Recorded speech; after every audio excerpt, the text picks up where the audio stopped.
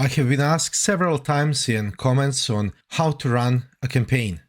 This is something we, monarchists, really need, as our usual instinct is always to write manifests and proclamations and don't do much follow-up.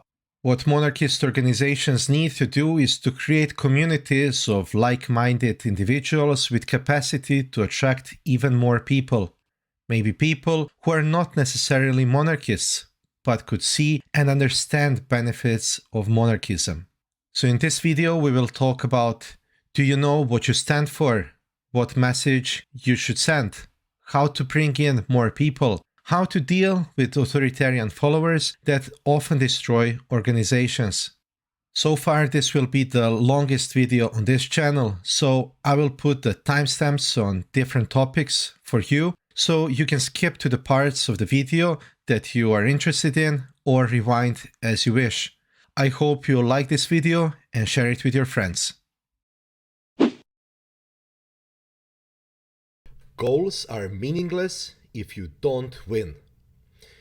Anything you want to do, whether it's in business or politics, is about setting goals and achieving them. Having nice ideas written down in notebook or other documents as a goal is meaningless and has no value until you accomplish them. The goal of an election must be something easy to understand, since the goal is to get your candidate elected.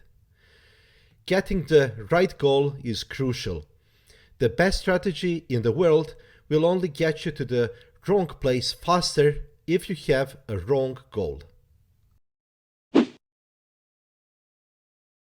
Shockingly, money doesn't get you elected. I spoke once with one well-known professor, politician, thinker and strategist. At least, it was my opinion of him for many years until we had a brief phone call. I believe that having an innovative idea with grassroots support and combined with willingness to work 24/7 on it without compromise can produce success. So I gave him a call. I hoped for some ideas and, frankly, for connections as a result of the call. The topic was something he was personally interested in. So he listened to me for a couple of minutes, then he interrupted me and asked me a simple question. Conversation went like this: "Do you have $3 million? "Excuse me," I said. $3 million. Do you have it? Yes or no? "Obviously, I don't," I said. "Then we have nothing to talk about. That is how much you need." I was speechless, in shock. Not of the high number he just pulled out from the hat, but the complete lack of faith in society, in ideas, in hard work. I mentioned crowdfunding, but he was firm. And the phone call ended. Wow! So we only need to find a couple of wealthy guys, promise them whatever their hearts desire, get the money, and make commercials. And then win. Later on, I met more of his like-minded colleagues that influenced many of my people from my grassroots movement, spreading the word that nothing can be achieved without money, and we don't have the money. The thoughtless sentence I heard so many times, over and over. What if he was right, and if you pump enough money in campaign, brainwash enough people to go to vote on a certain day and get you elected? Is it possible? I got interested in if anyone did a study on this topic. Is money the most important thing in elections? In short, money helps, but it is far from being a crucial thing. Having a caveman approach where ads are a club that you are hitting your audience with until they submit to say yes is not something that you need or want to do. and in the long run, it doesn't produce any result you want to achieve. United States has the best kept data for past elections. How much money was spent? How many votes candidates got? Who were candidates? Is it fair to correlate two candidates, one very appealing and one not so appealing to voter?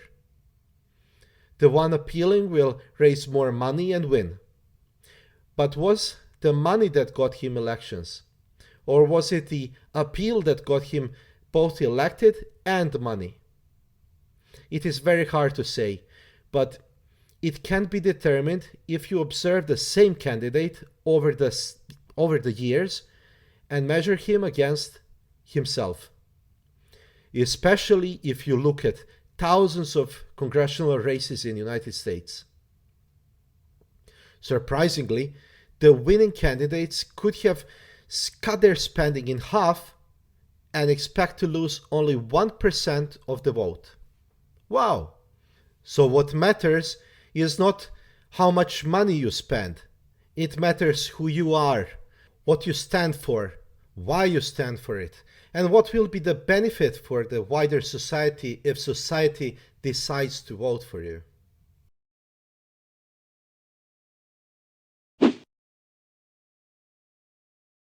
The first method I want to show you is brainstorming. It is a method for generating a large number of creative ideas in a short period of time. Everyone can share ideas via email, but here idea is that the whole is greater than the sum of parts.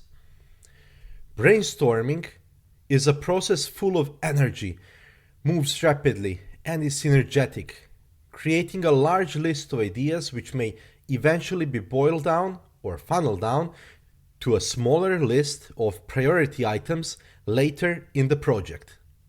Brainstorming can be used in different scenarios, such as when a broad range of options is desired, when you want to have creative ideas, when you want to have team participation. It goes hand in hand with other processes. For example, if you are searching for root cause, figuring out who are your stakeholders and influencers, creating ways to measure data, and much more. When it comes to performing brainstorming, you must have a method. Otherwise, you will create unproductive chaos. There are different types of brainstorming, but let's stick to one here. Let's review free-form brainstorming. It is also called popcorn brainstorming, although popcorn is optional. Materials that you need: pens, flip chart or whiteboard, and some tape. Step 1. Review the rules with the brainstorming team. There should be no criticism, no evaluation. This is done later. Maybe the idea is crazy or too expensive. It doesn't matter. It may inspire other person in the group to get an idea. No discussion of ideas. If you do, it will slow you down. We want to get moving. It's okay to get clarification, but no discussion. There are no stupid ideas. The crazier, the better.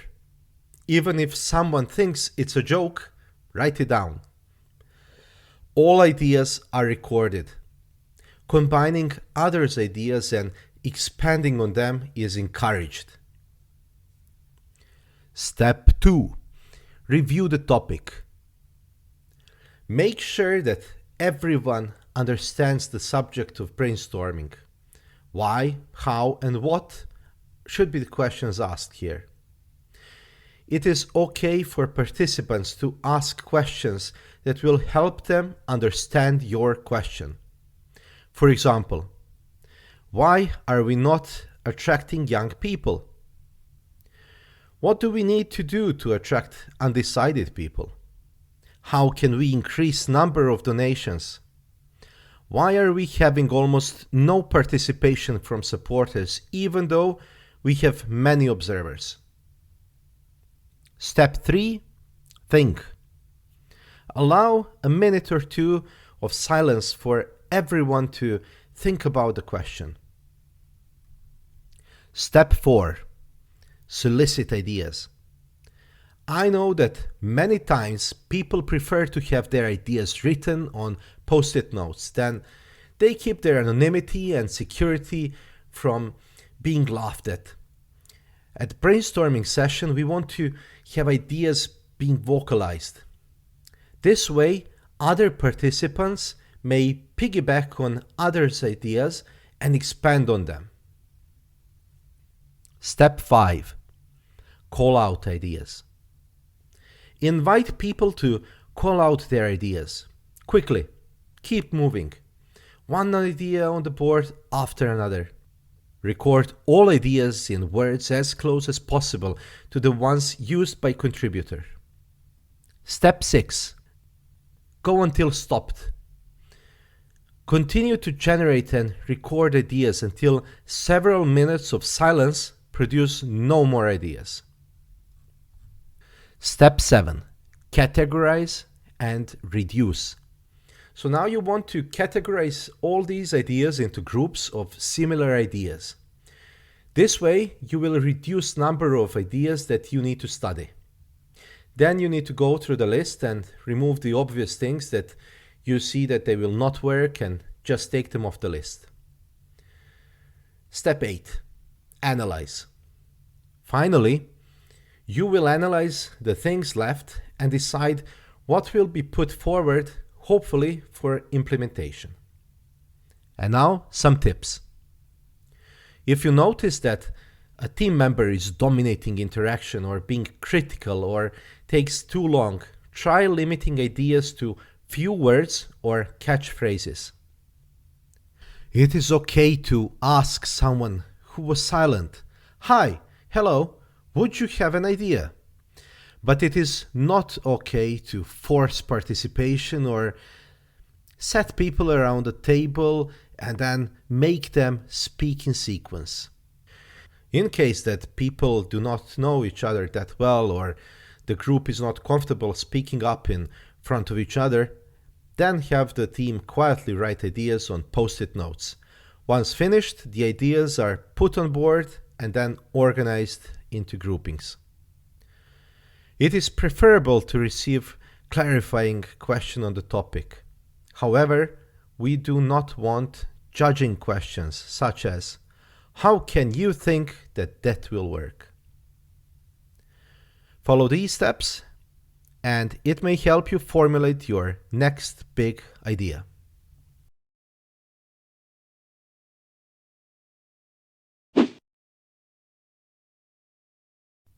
SWOT analysis. The SWOT is an acronym for strengths, weaknesses, opportunities, and threats. The SWOT analysis is a decision-making tool and is used to facilitate the development of strategic plans. The simplicity of SWOT analysis is its power. Not only that, but the collected results are easily communicated to the audiences. If it is used for other purposes than strategic, it has no intrinsic value. The SWOT analysis identifies an organization's internal factors, strengths and weaknesses, and external factors linked to its environment, opportunities, and threats. It allows us to prioritize factors in terms of expected impact, whether they are positive or negative. So let's see how it's done. Strengths are the elements of an organization that positively influence its competitive position and development.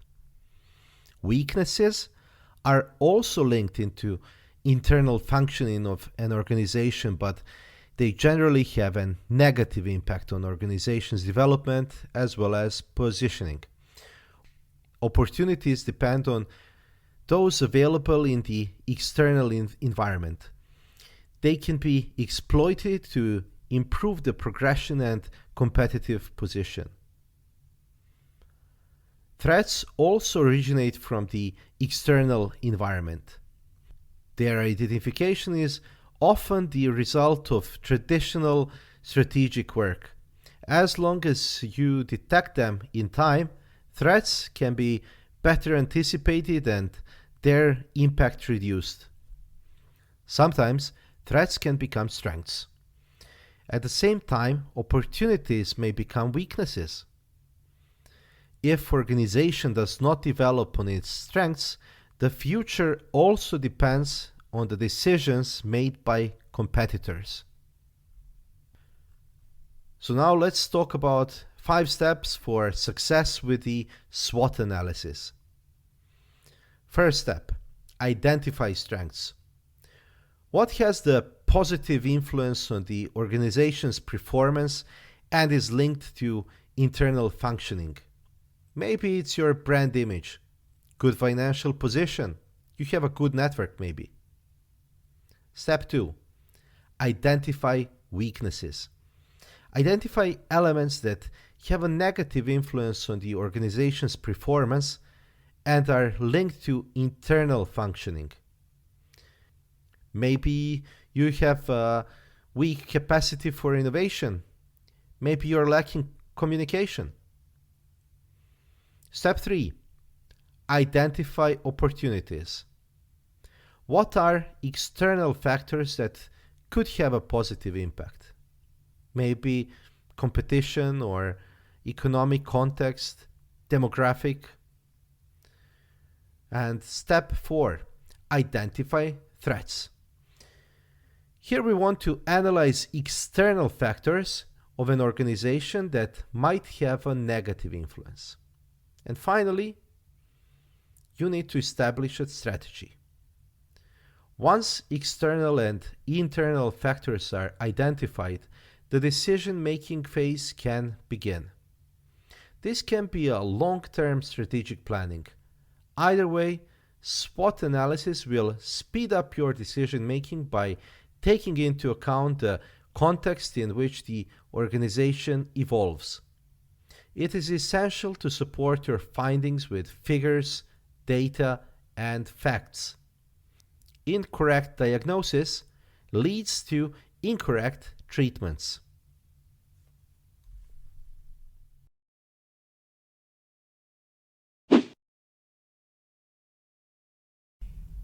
Importance of feedback. Feedback is what makes your campaign success. Period. There are many ways to get feedback. Make sure to get feedback from as many sources as possible. Do surveys. Ask volunteers at events you create. In every element of your campaign, you should have a way to get feedback to campaign leaders, and leaders, on their part, must commit to consider feedback seriously and to publish findings internally. Create surveys in software like SurveyMonkey to contain feedback and make a new collector for each type of activity. Or make several surveys if one central is not feasible. Again, feedback is what makes your campaign success.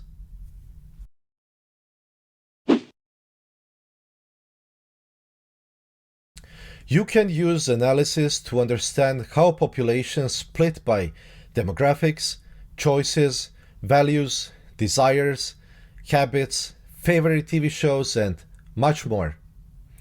Done in the right way, it can be a powerful way to knowledge. Before you analyze your data, you must assess if that data is reliable. Unreliable and doctored data will lead you to the wrong decisions and set you on your path to failure. You must make sure that data collection is done randomly, that you are asking impartial questions. Unless you have dedicated analytics department, stick to basic tools and metrics. After all, most data analysis is actually a common sense. Important thing to do is to split the people on your lists into basic segments like postcode, gender, education, age or marital status. So when you talk to people, for example, about healthcare, you approach young women with no kids with different sets of questions to retired women with kids. One can give you input on birth control and the other on health checks, for example. Moving on to your own people. If you want to get more volunteers, you need to understand who and why are they volunteering today. Keep things simple.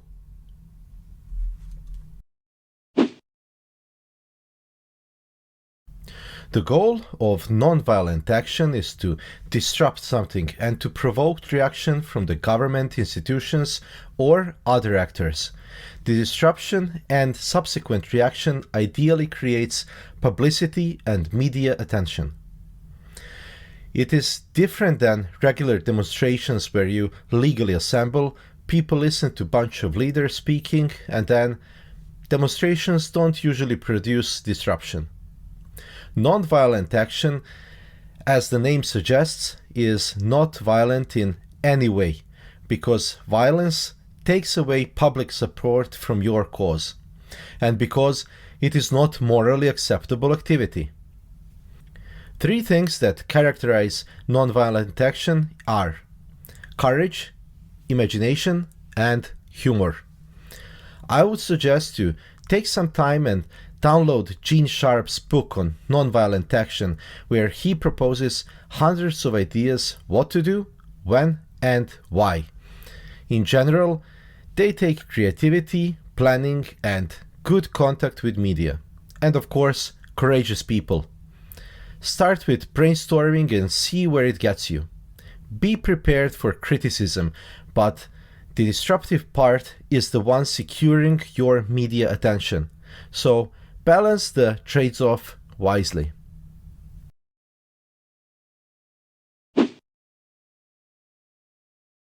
What is it that you want to change? Most of the time, the end result of campaign is change of some sort. To make sense of things, you want to sort these changes in one of these categories. Formal systematic change. This means to change a law, business practice, or some institutional setup. Formal individual change. Give people resources to make changes happen. Maybe that's money, support, maybe it's a public voice. Informal system change. This can be a change of beliefs, practices, or behaviors. Informal personal change. Improve people's skills. Build them self-confidence, commitments, or knowledge. As you can see, this can make you better understand what you actually want to do. Your campaign, however, should aim for more than one type of change, and you should know which ones and have strategy for each of these categories of campaign.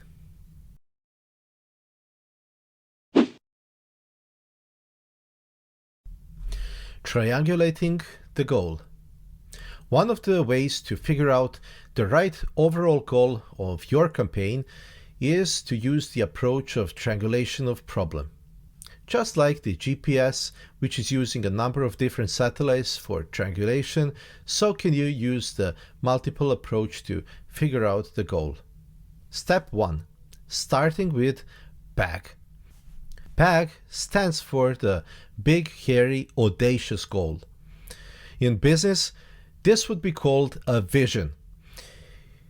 It is one big, long-term, ambitious goal. For example, making humanity a multi-planetary species. Second step is then to continue with the first principle concept. In this framework, you loosen all your assumptions, all your deductions, and any of ideology which you may have. Trim all the fat about your particular goal and issue that you're fighting about until you come to the bedrock of verified knowledge and basic human values. Third step. Now that we have some ideas, we turn to SWOT analysis. Here, goal is to understand the circumstances of campaign. Fourth step. Do a root cause analysis. It is important, if you have identified a number of different problems that are related to your issue at hand, and you're having a debate on what you should be focusing on. Make sure to fight the root cause of the problem. Armed with iterations and iterations of PAG, some basic knowledge and values, SWOT, and root cause analysis, you finally can decide on and fine-tune your PAG. You should also do this to a number of preliminary goals that are realistic to obtain in shorter time frame. Communicate goals to everyone. Your organization will have much more power if everyone understands and works for the same goal.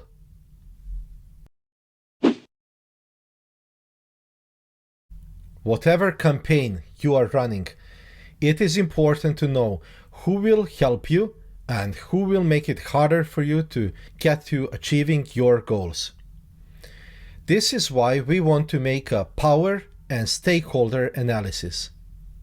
In its simplest possible form, you identify the various stakeholders surrounding your issue, both supporters, neutral, and your opponents.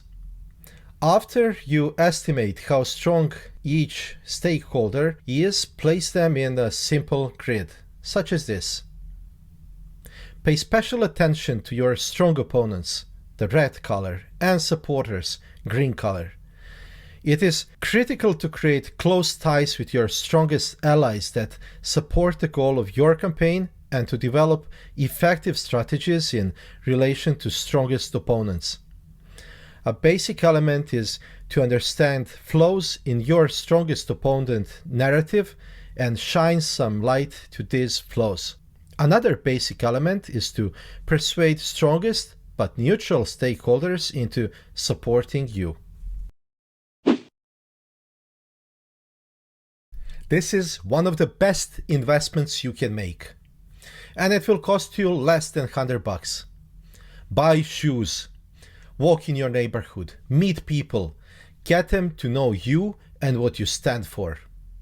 The basic advice is talk to people, meet your voters. Knocking on doors is a gold standard since it is a personal meeting. If your organization wants to secure 200 places in Parliament, Senate, or Congress, if you're having local elections, you may have thousands of candidates. They should all be moving and meeting people. Get your volunteers to make phone calls. Have your candidates to do them too. Have them streamed on social media as well. Provide volunteers with scripts, what to say to voters, but don't insist on following them strictly. What persuades people is real, authentic conversation between people. Try to supplement volunteers with data on socioeconomic composition of different neighborhoods so that your volunteers know who are they talking to. Best plans are just a wishful daydreaming if you are not able to make them into action. After you made a decision of your goals, got a better understanding on what are your capabilities as well as capabilities of your opponents and supporters, next step is to create action items and plan on a timeline to achieve them. This timeline is commonly referred to as Gantt chart. Sometimes the time frame is short. This is true if you are running local elections and everything is packed in several months. Sometimes time frame is longer, for example, to get everyone a healthcare coverage or get people to Mars. Important thing is to adjust your timeline and goals to what reality really is. So How to track yourself? How do you know if you are actually moving somewhere? You need to measure your goals by setting key performance indicators, also called KPIs. Having a strategy and a plan involves putting things on paper. And that is usually the first indicator between amateur group having good intentions while sitting in a bar and a group of professionals. Write down your plans and then discuss them, agree on them, and adjust when needed. Here are some possible ways of organizing the mentioned paper. Other ideas are possible for sure. Analysis, goals, strategy, primary effort, and budget. Or analysis, formulation of vision, implementation. Or analysis, goal, and action plan. Pick what works best for you and your organization. Good luck. During your campaign, you will need tools to conduct surveys, handle tasks, organize people, send emails, and do much more. The simplest is to use multi-purpose tools that enable you to do multiple things like sending emails, getting donations, organizing events, petitions, and volunteers. You should use it if you have relatively simple needs and if you have money to pay for them. Some of the multi-purpose tools are actionkit.com, controlshiftlabs.com, everyaction.com. If you do not have much money, have advanced needs, and you are able to handle multiple tools, here is a list of various tools that can help you for various services. Good luck.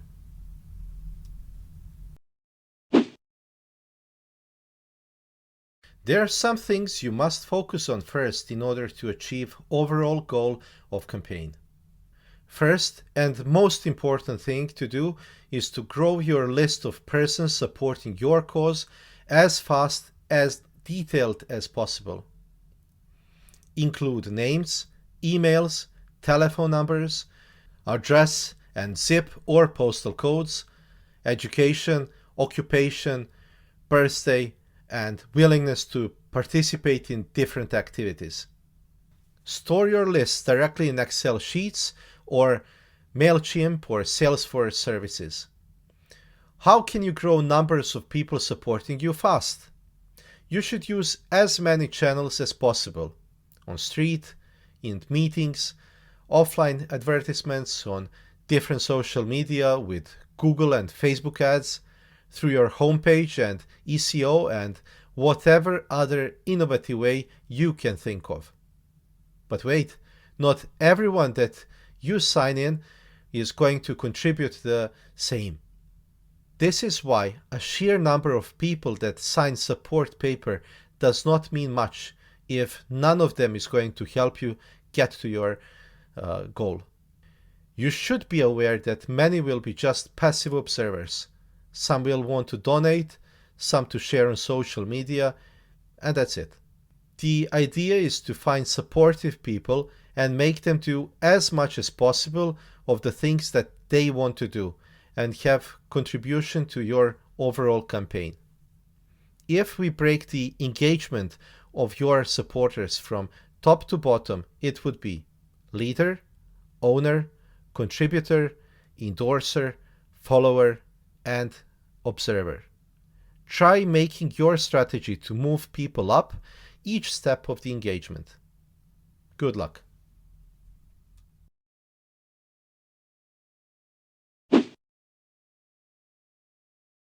Secondly, you must make volunteers do as many simple and repeatable actions as possible that directly contribute to overall goals.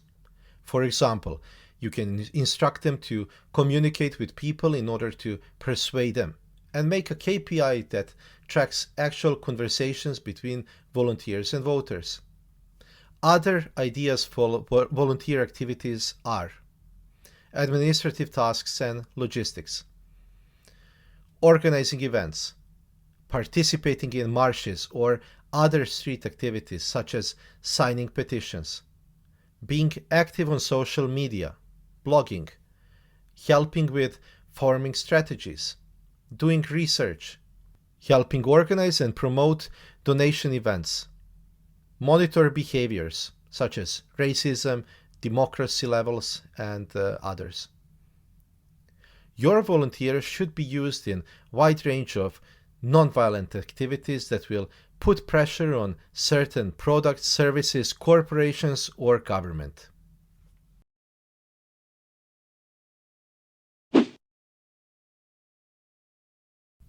How to deal with volunteers? Well, first and foremost, treat them as equals and treat them with respect. They should be committed to central goal, but hand them some autonomy and resources.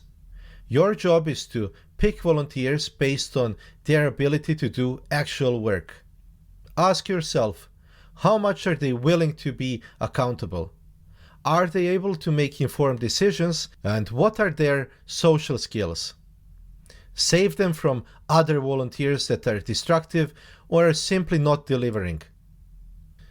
Some of the activities they can be mobilized that are phone calls and other messaging, calling others to participate, sign petitions, show or speak at events and rallies, share and be active on social media.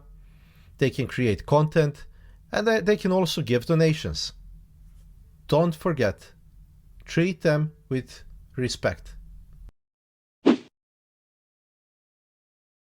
There is one type of voters that call for special attention: the ones willing to vote for authoritarian candidates. They are a challenge in campaigns and elections. It is a paradox that a large minority of voters across various countries are willing to support or vote for candidates who are frequently lying, actually wanting to limit democracy, and openly using power of elected office for personal gain. Since the authoritarian candidate in democracies do not exist without voters, the main issue here are actually the authoritarian followers. Psychological research shows that authoritarian followers tend to have been brought up in families with strong leaders or father figures. They are less used to developing their own opinions based on facts and reasons. Instead, they are being trained to adopt to the opinions presented to them by their parents, priests, presidents, or any other leaders. Due to the lack of discussion on a number of topics, they are used to contain conflicting opinions or facts. So they can accept democratic elections and at the same time leader who will abuse the office. Their personal experience makes them vulnerable to manipulation and lies of leaders, simply because they value leaders over their own judgment. Additionally, they can have explanations to themselves and their friends of what the leader actually wanted to achieve with obvious lies. Unfortunately, another personality trait that authoritarian followers have is that they are more fearful than other voters.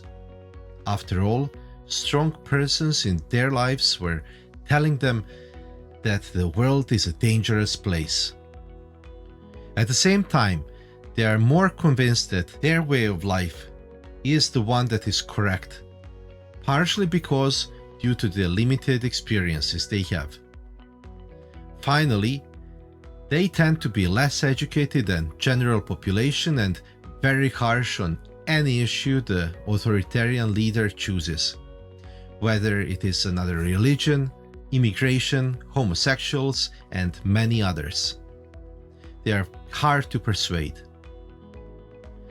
Generally speaking, reducing fears and making minorities more visible will reduce the ability of authoritarian leaders to gain power. However, if they are already in power, it is a hard job since the leader is generally speaking, working to cultivate fears in society. Authoritarian followers want to be considered a normal human being. Calling them names will not help. However, if you can show that a specific opinion is not normal in society, some of them will change opinion. Working with celebrity influencers might help this as well. Important thing is not to try to persuade them directly and actively, as that will fail. Give people an experience that is relevant for them and for you to achieve your goals. It is important to know your audience and to know what to say to a particular audience. Therefore, splitting your audience in segments is how you should deal with this. The basic segmentation is if person supports you and if the person is going to vote. A person supporting you and is likely to go to vote is called GoTV or Get Out the Vote target. Persons who will certainly vote but are only likely to support you are called persuadable ones. So persuade them to support you. Supporters are the third segment, people that will vote for you. The core of this segment are your members. These are the people from which you are recruiting your volunteers and people you can ask to do bigger things. Fourth segment are new voters. They should be treated as GoTV and supply them with information on why voting is important and how to do it. If your campaign requires support of multitude parties, in that case you can split persuadable in several segments. For example, left and right of your specific ideas. Your job is to organize members, mobilize supporters, convince persuadable people, and make GoTVs vote.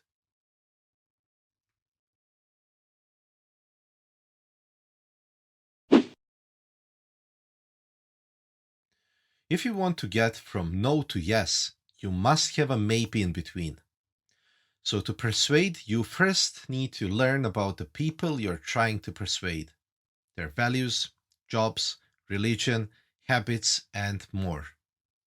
Persuasion is feeding a person with your goals wrapped in the person's own context, beliefs, and values. Hope is a good motivator in persuasion, also evoking anger. In the United States, about 40% of undecided voters are cross-pressured with hopes and fears, meaning they agree with one candidate on one issue and other on another issue. To solve this, let the politician, your ally or colleague, who is closer to the undecided voter, to do the persuasion for you. People assume that if a person is polite, talks nice, and looks good, the rest of his character is also likable. This is why likable personal character is usually important for campaign spokesperson and politicians in campaigns. Stay away from the gloom and doom people. They will never help you persuade anyone.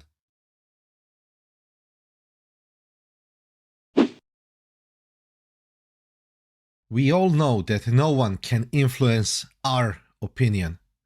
But what about everyone else's? Hello and welcome to our discussion today on an interesting aspect of political communication and democracy, the agenda setting theory. This theory explains how mass media plays an integral role in shaping our perceptions, attitudes, opinions, and behaviors.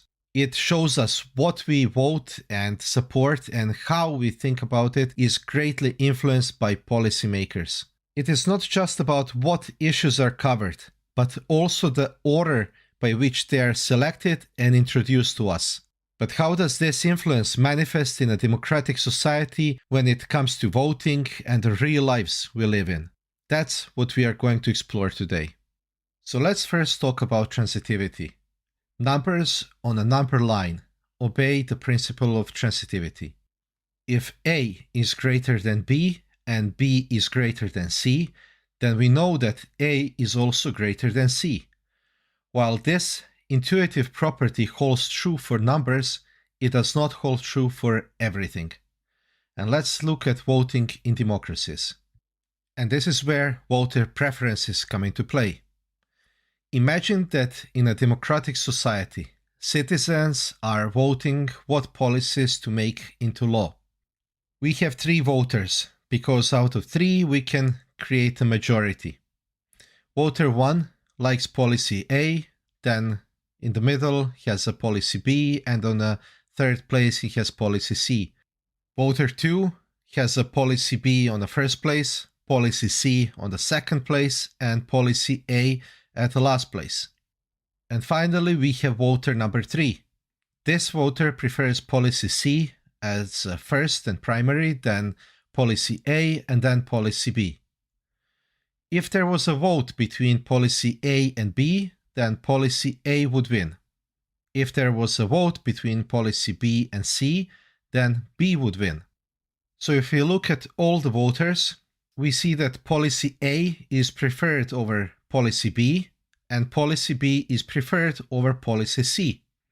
So one could transitively think that policy A is preferable to policy C. But this is where it becomes tricky. If there was a vote between A and C, then policy C would actually win. So we can conclude that voter preference in general does not follow this rule of transitivity. And this creates an interesting dilemma. Imagine that policy C is currently dominating policy in our society, and we want to hold a vote to switch to policy A. Based on the voter preference, we would not be able to do this. Our society thinks that policy C is better than policy A.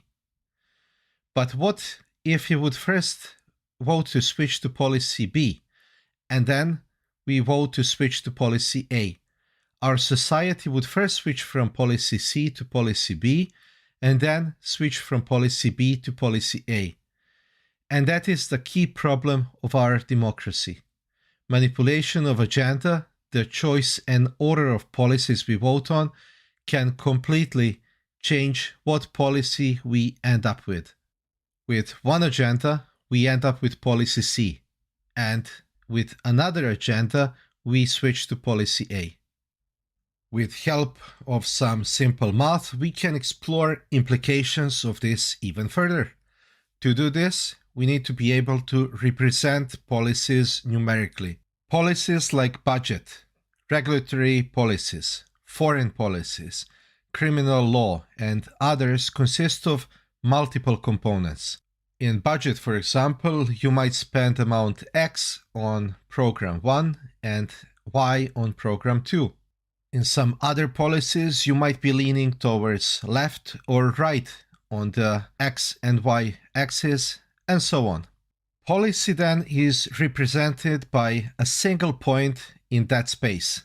Also, let's imagine that each voter has some ideal policy in his head, and that voter would be represented by some other point that is representing his or her ideal policy.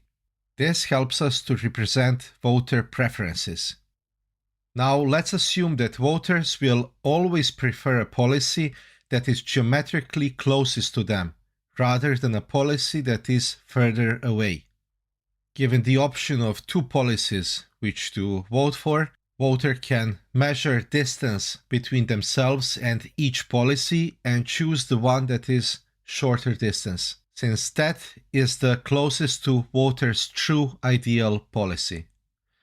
With that set in mind, let's see how series of well-chosen votes can choose particularly undesirable outcome. And here is the society with 5 voters, each of them having some ideal policy.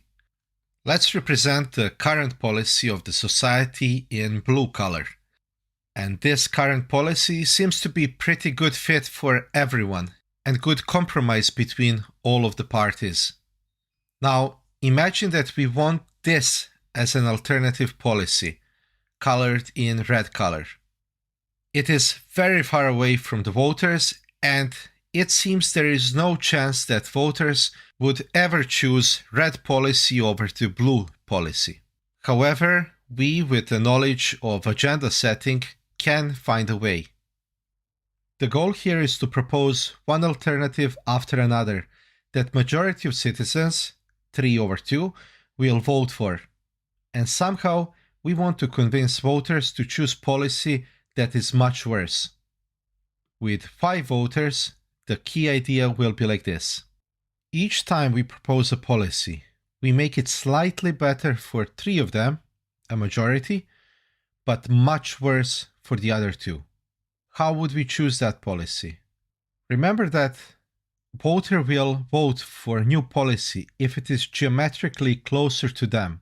And if we draw a circle around any voter with current policy sitting on the edge, all of the policies that are more preferable than current policy will be inside that circle. So let's pick 3 voters and draw circles around them. The overlap between these 3 circles represent the policies that these 3 voters will find acceptable and preferable. We can now pick a point in that region that is slightly better for these 3 and much worse for the other 2. Now we need to keep repeating this process. Pick other 3 voters and draw their circles. Overlap region is the region where 3 will prefer, and we pick a policy that is slightly better for them and much worse for the other 2. And now we repeat again. Each time we propose the new alternative, majority will find it better than the existing policy. So alternative will always win. But because voters who oppose this policy are always hurt more than the voters who are helped, by repeating the process long enough, we can get the policy further and further away from the voters' true preferences. Repeating this enough times, we will find policies so far away from voters' preferred preferences that voters will choose our policy in the end as their preferable. Simply by playing voters against each other, we, the agenda setters, will cause them to agree to the policy that is much worse for everyone than the policy they began with. We did this for 5 voters in 2-dimensional space, but this principle works for more voters too, and more dimensions as well. Even in rare cases where the current policy is so ideally placed that we want to vote against, even the slightest deviation from the perfect alignment will make passing the policy we want possible. We looked into the intricacies of how policy preferences don't always adhere to the principle of transitivity and how agenda setters can have a profound impact on the ultimate policy decisions in a society. The manipulation of the order of policies we vote on can significantly change the policy we end up with. This insight uncovers the power of the agenda setter, demonstrating how they can rival the combined power of the voters who look after their own interests. While our world may not function precisely as this model suggests, and policies are not merely dots in space, it offers us a valuable perspective on the influence of agenda setting in democracy. Understanding these dynamics can empower us to be more aware and proactive participants in our democratic process. I hate seeing candidate and political party web pages being content poor. Content must be a package. Professional photos, professional videos, well-written and explained goals. No bullet points. Then case history, numbers, statements, calls to action, contact information. This should be updated at least once a week, if not daily. Your articles should be written in the same way as the journalists would write them and make them newsworthy. So, here are 4 criteria for journalists when they judge stories. First, sensation. Is it something unusual? Is it unexpected? Secondly, actuality. Is this something that happened right now? Something that is a hot topic? Third, conflict. Is there a battle between people or interests? And fourth, identification. Is there proximity or relevance to readers? The better the story you publish fit these, the better the story. Additionally, try to aim at the stories that have value to society or some group of people, or to have exclusivity. When you're writing, start with the most important things, and then give some background and finish with conclusion.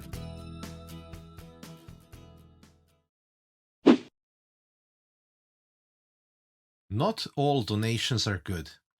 Small donations from many supporters are preferable.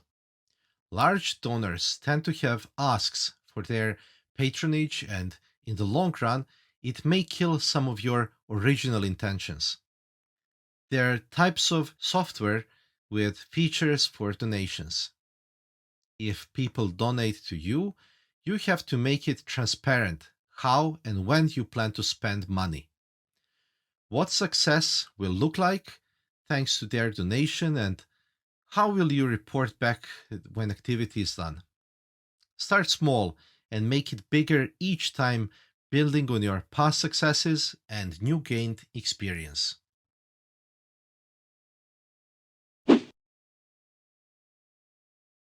You must make an effort to be relevant for the people that you are trying to represent. If your message is not resonating with base, maybe it is not correct base.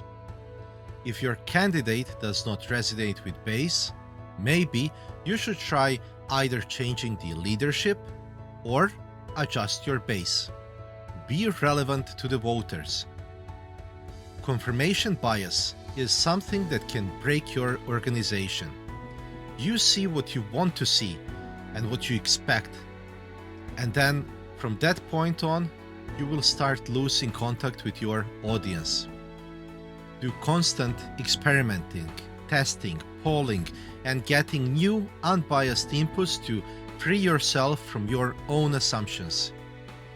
You are your own biggest enemy. Engage your volunteers. You will have professional staff, and they need to know how to treat and work well with volunteers. It happens often to have a staff that mistreats volunteers. This may be due to the different cultural and educational backgrounds and overall volunteer diversity. Write guidelines and work with staff to accept volunteers as their peers. Also, work with volunteers to accept to be held accountable to goals and targets.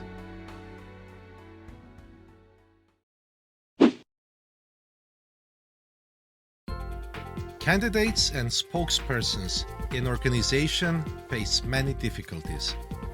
Use the following checklist to wipe out some common mistakes. Only pick a few issues, the ones voters are passionate about. Less is more here.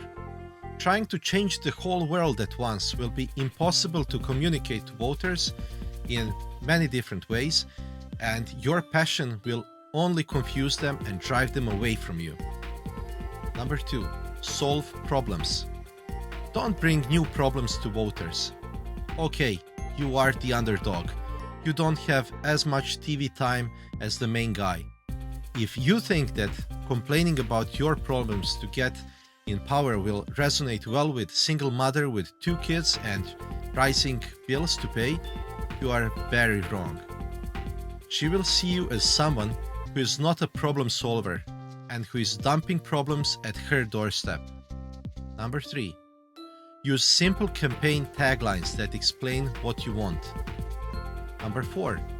Convey a contrast to status quo. The reform candidates tend to win. Meet with press always, and be polite to them. Be authentic. Do not lie or say things that you are not confident about. In the long run, voters will always punish liars. So dig deep and understand your position and your values. Clean up private social accounts. Delete anything that may be used against you. Start fresh on social media and post every day. Use professional photographer.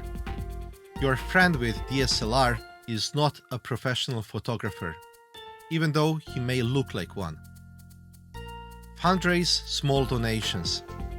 Big donors tend to influence decisions. Talk to as many as humanly possible and give speeches. Talk like a normal human being and share personal stories. Don't try to sound smart. Talk to your opponents and never get in a verbal fight with them. You are both there to solve voters' problems. But if you did your research, your analysis, and you have a good vision and know what voters want, stick to those things and be civil.